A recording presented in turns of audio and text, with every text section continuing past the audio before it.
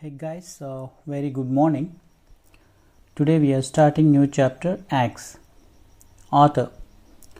Although the author does not name himself, evidence outside the scriptures and inferences from the book itself lead to the conclusion that the author was Luke.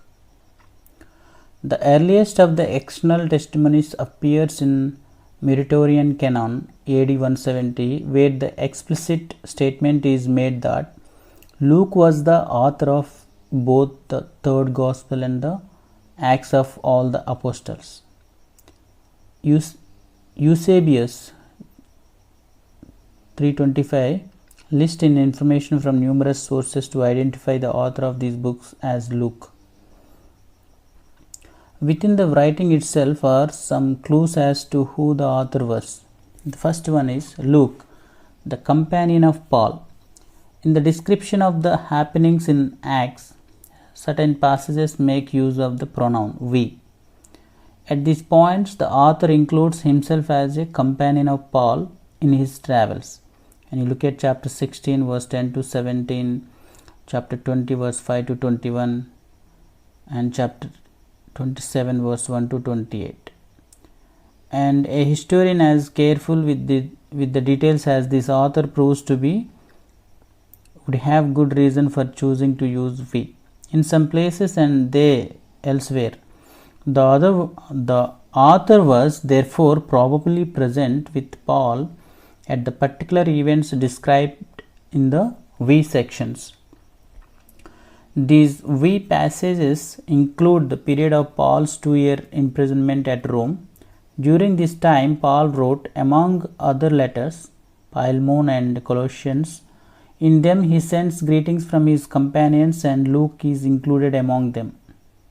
In fact, after eliminating those who, for one reason or another, would not fit the requirements for the author of Acts, Luke is left as the most likely candidate.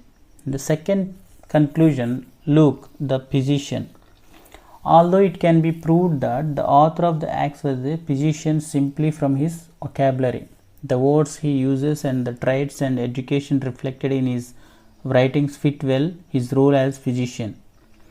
It is true that the doctor of the first century did not have as specialized a vocabulary as that of doctors today. But there are some usages in Luke Acts that seems to suggest that medical man was the author of these books. And it should be remembered that Paul uses the term doctor in describing Luke. Date. Two dates are possible for the writing of this book. The first one is AD 63 and soon after the last event recorded in the book. And second one is 70 or even later. The earlier date is supported by first one, silence about her later events. While arguments from silence are not conclusive, it is perhaps significant that the book contains no allusion to events that happened after the close of Paul's 2-year imprisonment in Rome. Example, the burning of Rome and the persecution of the Christians there in AD 64, the martyrdom of Peter and Paul, possibly 67, and the destruction of Jerusalem 70. The second one is no outcome of Paul's trial. If Luke knew the outcome of the trial Paul was writing for, why did he not record it at the close of Acts? Perhaps it was because he had brought the history up to date. Those two prefer the latter date hold that reveals one of the purpose Luke had in writing his history, and that this purpose influenced the way the book ended. Luke wanted to show how the church penetrated the world of his day in ever-widening circles, Jerusalem, Judea, Samaria, the ends of the earth, until it reached Rome, the world's political and cultural center. On this understanding, mention of the martyrdom of Paul, AD 67, and of the destruction of Jerusalem 70 was not pertinent. This would allow for the writing of Acts 70 or even later. Recipients. The recipient of the book, Theophilus, is the same person addressed in the first volume of the Gospel of Luke. Importance. The book of Acts provides a bridge for the writing of the New Testament. As a second volume to Luke's Gospel, it joins what Jesus began to do and to teach, as told in the Gospel, with what he continued to do and teach through the apostles' preaching and the establishment of the church. Besides linking the Gospel narratives on the one hand and the apostolic letters on the other, it supplies an account of the life of Paul from which we can learn the setting for his letters. Geographically, its story spans the lands between Jerusalem, where the church began, and Rome, the political center of the empire. Historically, it recounts the first 30 years of the church. It is also a bridge that ties the church in its beginning with each succeeding age. This book may be studied to gain an understanding of the principles that ought to govern the church of any age. Theme and purposes.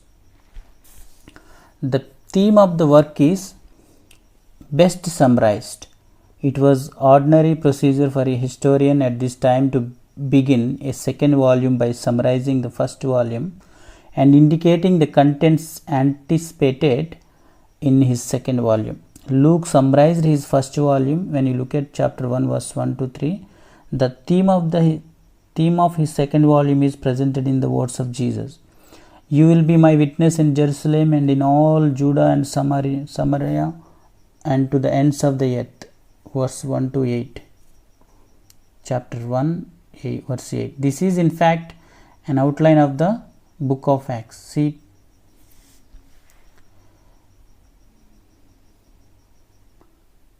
the main purpose of the book appears to be, first one, to present a history and to give a defense, second one, and the third one is to provide a guide, and fourth one is to depict the triumph of Christianity in the face of bitter persecution. These are the four. And characteristics we can see: accurate historical detail, first one, and second one is literary excellence, and the third one is dramatic description, and fourth one is objective account, and fifth one is effective use of speeches.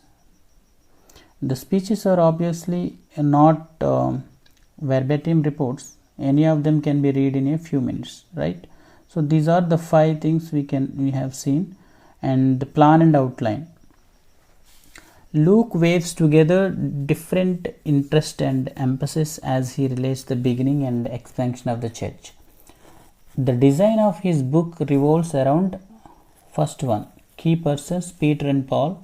Second one, important topics and events, the role of the Holy Spirit, pioneer missionary outreach to new fields, conversations, the growth of the church and life of the Christian community. Third one is significant problems, conflict between Jews and Gentiles, persecution of the church by some Jewish elements, trials before Jews and Romans, confrontations with Gentiles and other hardship in the ministry. Fourth one is geographical advances, 5 significant stages. So now the total we have 28 chapters. Outlines we can see.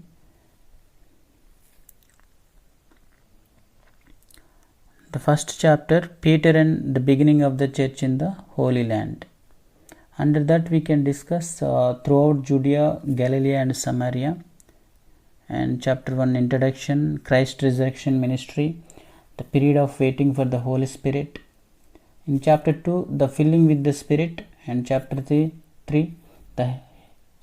and 4, the healing of the lame man and the resultant arrest of Peter and John.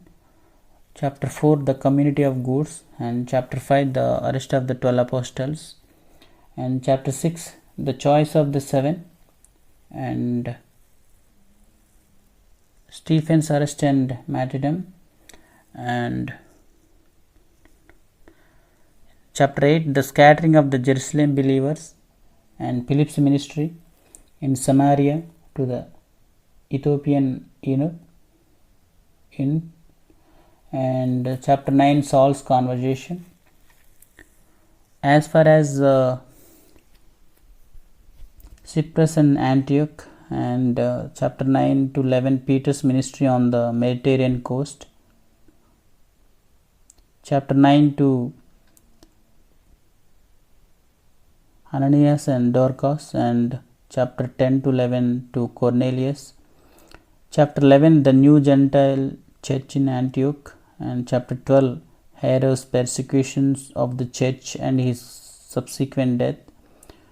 Chapter 13, Paul and the expansion of the church from Antioch to Rome. Chapter 13 to 16, throughout the region of Phrygia and Galatia. And chapter 13 to 14, Paul's first missionary journey. And chapter 15, the Jerusalem conference over to Macedonia. Paul's second ministry journey, chapter 15 to 18. Paul's third missionary journey, chapter 18 to 21.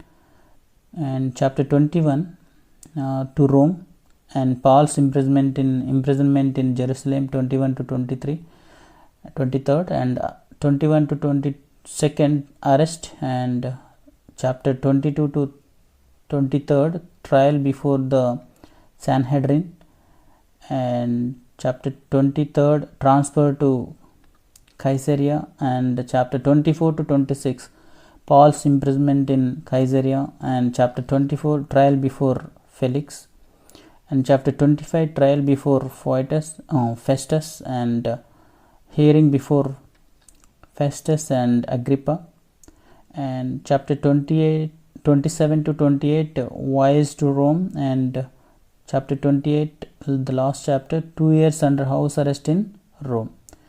These 28 chapters we will discuss chapter by chapter in our Bible study in coming days. God bless you. Thank you.